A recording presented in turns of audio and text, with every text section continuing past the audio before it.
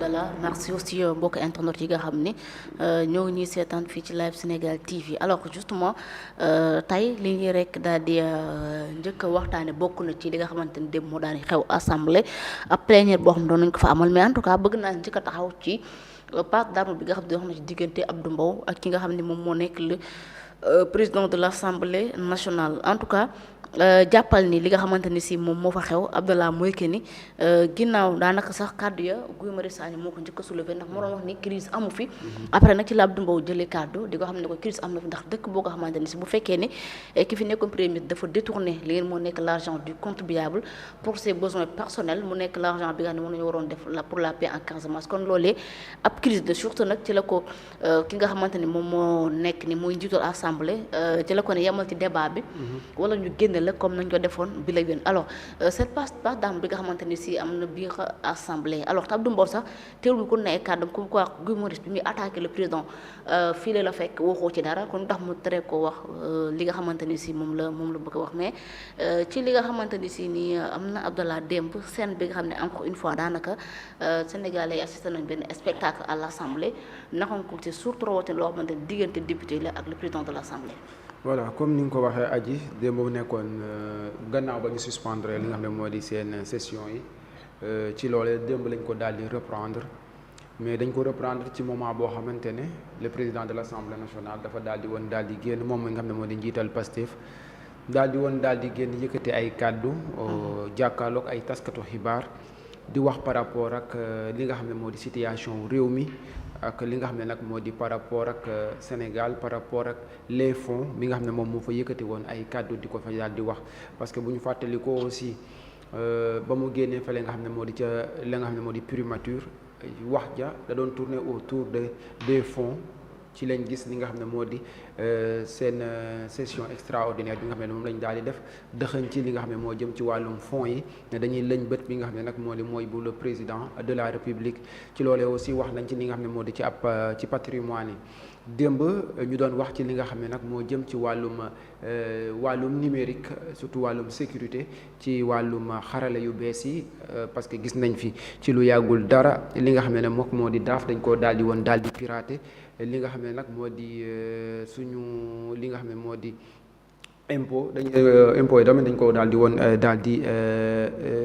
pirater te loolu dama naan piratage yi ça date pas d'aujourd'hui et c'est pas aussi seulement le Sénégal qui est touché parce que actuellement France même situation lay daal di dund kon ça veut dire que lu wër dëkk bi la et aussi li nga xam ne nag moo fa daal di am muy wàllum numérique bi dama ciy taxaw un peu que des fois ñi nga xam ne ñoo di suñu député yi aji des fois je sais pas si ils sont pas informés ou bien ils font du n'importe quoi parce que déjà pour nga ñëw fële nga xam ne moo di ci Assemblée nationale def li nga xam ne moo di plénière par rapport à telle situation faut d'abord t'informer sur ce qui se passe dans ce pays parce que tey ñu ngi wax te gis naa kenn ku ko fa daal di souligner par rapport ak contenu yi nga xam ne ñu ngi daw ci lii sur les réseaux sociaux surtout ci wàllum TikTok wàllum Facebook li nga xam ne moo di Instagram Twitter et tant d'autres yoo xamante ne ce sont des réseaux yoo xamante ne tey ndaw ñi dañ fay daal di fa nekk di fa def n'importe quoi nan la ñu war a def ba daal di ko daal di régulariser ça aussi c'était le moment de poser ce débat et aussi c'était le moment aussi de parler sur les contenus pornographiques nga xam ne mu ngi daal di sillonner le Sénégal wala le monde actuel nan la ñuy def ba suñu ndaw ñi mën cee daal di mucc parce que mën na yàq li nga xam ne nag moo di ndaw aussi fallait parler aussi ci crise bi nga xam ne Meta mu ngi koy daal di dund parce que tey ji Meta moo yor Facebook moo yor Instagram moo yor li nga xam ne moo di WhatsApp booy xool sax si sa WhatsApp da ngay gis fi ñu la bindal IA Meta ci kaw actuellement dañ leen a topp li nga xam ne moo di procès au niveau des États-Unis parce que lan li nga xam ne du ci États-Unis parce que par exemple ci ay dëkk yu bëree bëri ñu ngi leen di topp à cause des ay jeunes yoo xamante ne dañoo daal di xaru ndax à cause de Meta parce que seeni données personnelles la ñu daal di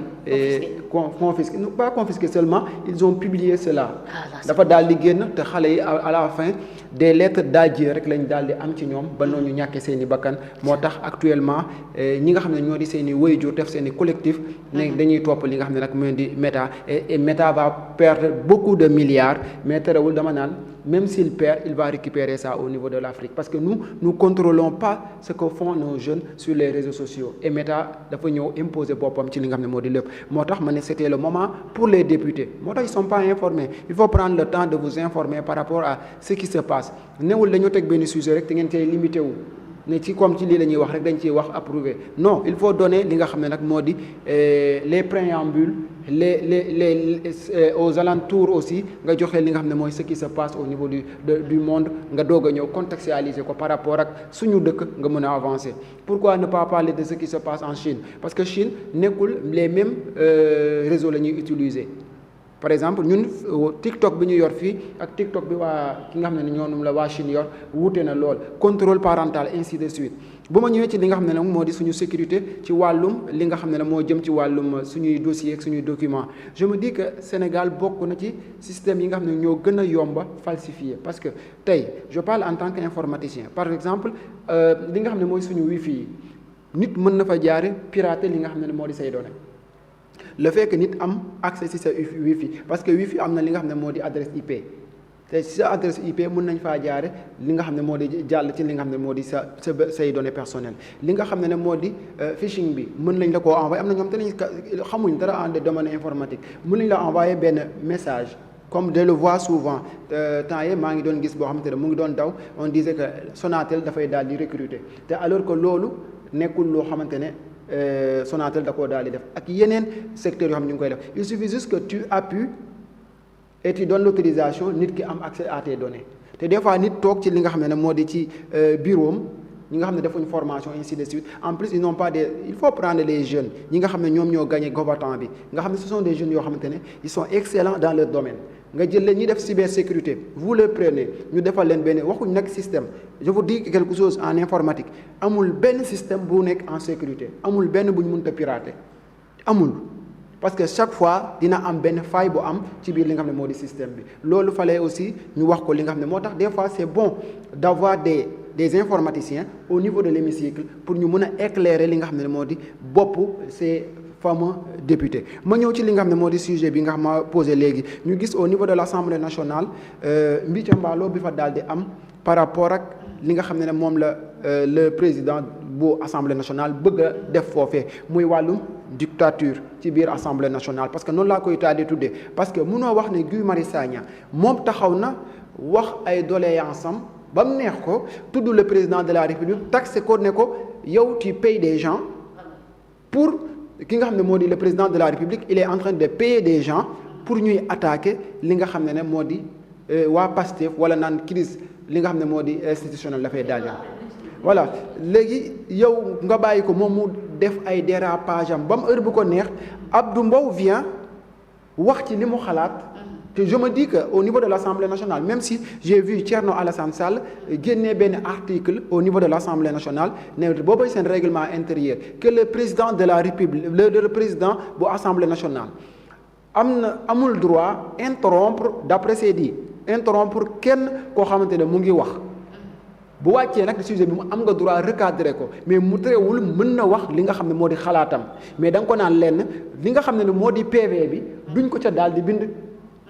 donc ça veut dire que yow tu vas parler pour seulement informer li nga xam ne ñooy suivre li nga xam ne moo di plénière bi mais au niveau du PV parce que ça concerne pas li nga xam ne moo di débat du jour donc da ngay daal di wax rek pour nit ñi dégg la léegi pourquoi moom mi nga xam ne moo di Ousmane Sonko mu sell mi di bañ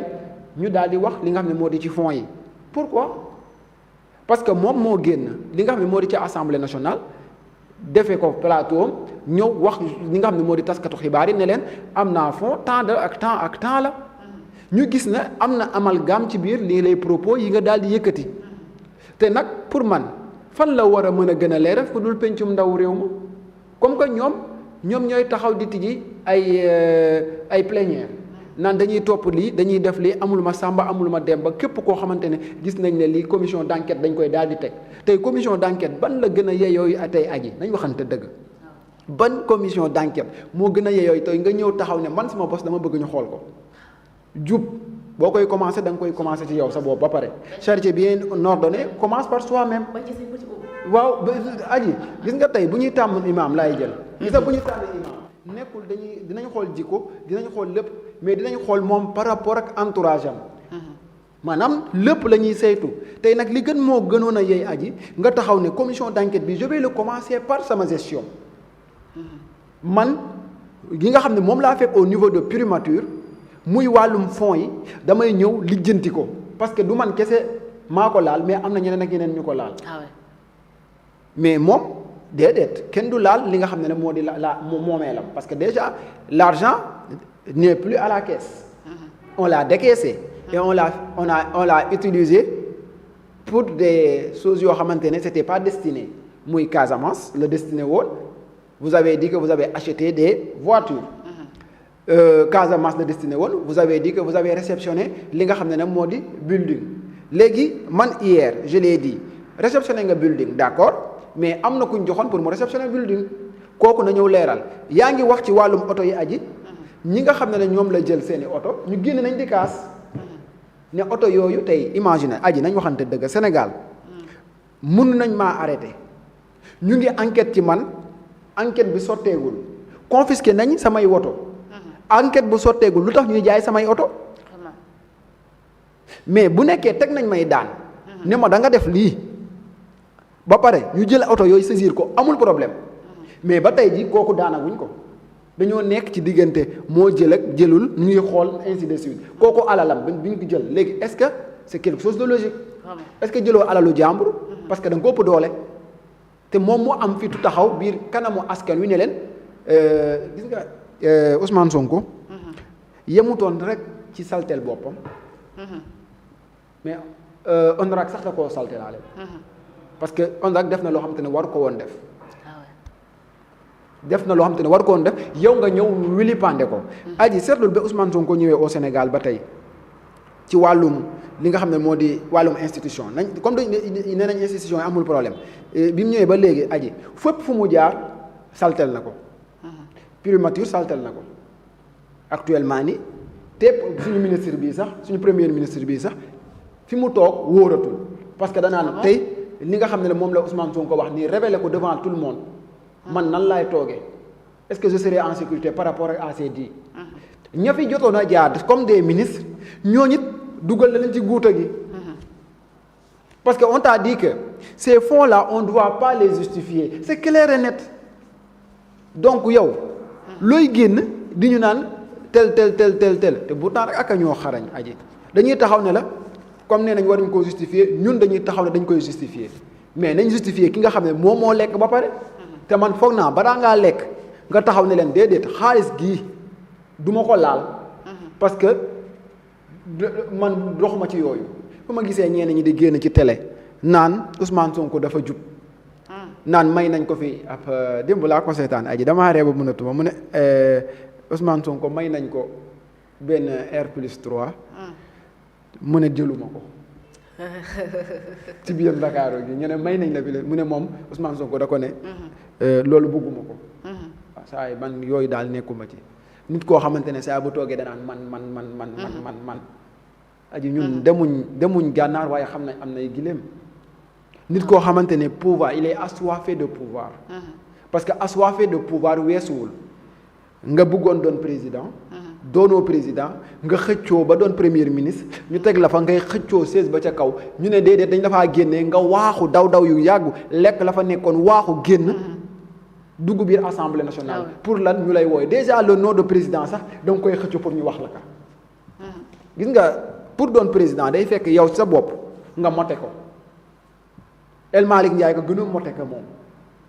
parce que au moins El Malick Ndiaye doo ko tudd ci yeneen bassesse yi doo ko tudd ci yeneen scandale yi Ousmane Sonko depuis qu'il est venu j'ai pas de problème avec lui mais dañuy analyser parce que moom moo def dañuy analyser parce que moom moo fi nekk di wax du toog lam doon wax fond bi dafa xaram ainsi de suite léegi ñoom Abdou Mbow na leen ba ñu wax seen xalaat aji parce que assemblée nationale bàyyu kenn moomu ko ñun ñëpp a ca yem ñun ñëpp parce que bu la naan boo nekkul ci lii dañ la defoon lañ lay defaat kon maanaam da ciy puukarewu sax ca lañ defoon Abdou Mbow da ciy puukarewu pour man waru affaire u gendarme affaire u leneen ak leneen parce que ce sont des nit ñoo xamante ne pour man ils sont mûrs et vaccinés ñoo xamante ne am nañ te déjà Abdou Mbow quoi qu'on puisse dire saa bu ñëwee il va rester sur le sujet et dire ce qu'il pense. Après donner son point de vue par rapport à autre chose. mais bàyyil ko mu def loolu. mais pourquoi t'acharner naan ko noppi la maanaam mu ngi mel ni ab professeur bu nekk ci biir classe sort de la classe reste tranquille loolu daal la fa nekkee woon xam nga dañ doon xas ki nga xam ne moo di président de l'Assemblée nationale de l'époque de Macky Sall. naan ko taisez-vous moom taisez-vous rek la doon wax au moins. nekku fi naan regagnez votre place je vous coupe vous arrêtez de parler. non restez. mais à la fin c'est quoi qu'est-ce qu'il veut à la fin que ñëpp noppi moo tax kenn na ko nekkuñ fi ci dictature ku ci nekk ci ñun daa am droit wax. bàyyi nit ñi ñu wax kon donc il n'a qu'à laisser les gens parler aji. bu bañee nag ñu tudd la mu def. bu beneen yoon buy def na def lu jub. ok waaw c'est ça justement alors je pense qu'il est juste autoritaire je pense qu'il est juste autoritaire xëy na loolu moo tax mu dexe doon et là ci autoritarisme boobu ci laa bëgg ñu ñëw ci Abdallah parce que aussi bi coow li xumbee itam dégg nañ ko après bi bu Cheikh bi waaj a jeex mu wax ni maanaam moom fii ñi fi nekk ñëpp la respecté même député yi nga xamante ni si ñoom duñ ko wax sax monsieur le président et pourtant que ce soit mu neex leen mu naqari leen moom moo nekk seen président moom moo nekk le président de l'Assemblée nationale. Alors Abdallah, à ce qu'on voit justement il paraît que l'ex tout-puissant limogé devenu usurpateur à l'Assemblée